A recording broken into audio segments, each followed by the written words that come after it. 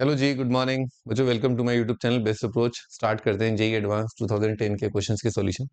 तो f g h are real valued function defined on the interval 0 से 1। F दे रखा है e की power x squared plus e की power minus x squared. G अपने को दे रखा है एक्स मल्टीप्लाइड बाय e की पावर एक्स स्क्वायर e की power minus x squared. H x दे रखा है एक्स स्क्वायर e की पावर एक्स स्क्वायर e की power minus x square. A b c respectively denote the absolute maxima of f and g and h on 0 से लेकर के 1। Then तो maximum value पूछा, तो लगता है दूर से देखने पर, जैसे दूर से देखा तो अंडे उबल रहे थे, पास जाके देखा तो गंजे उछल रहे थे। ऐसा लग रहा है कैलकुलस का सवाल है ना। पर ये थोड़ा बहुत एप्टीट्यूड का सवाल है ना, मेंटल एबिलिटी का सवाल है ये। ठीक है, तो स्टार्ट करते हैं।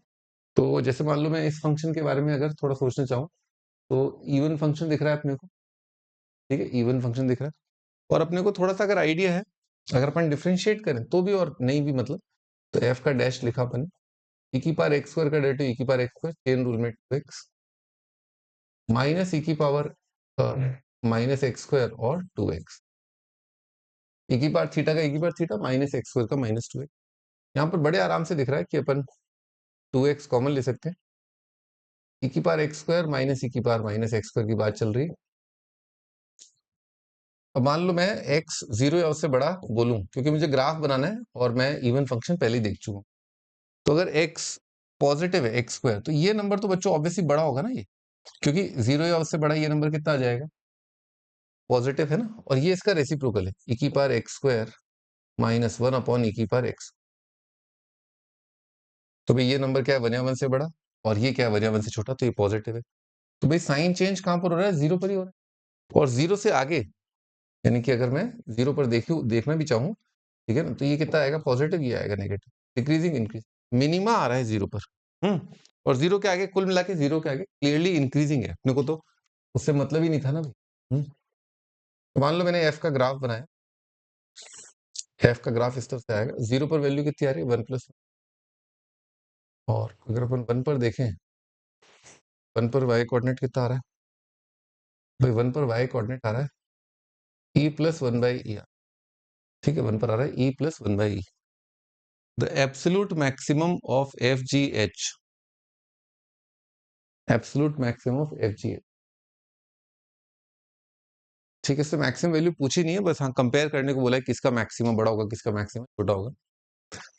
ठीक है, तो भाई अगर मान लो एफ फंक्शन है और उसका मैक्सिमा आ रहा है कहां पर, 1 पर, at x equal to 1 achieve.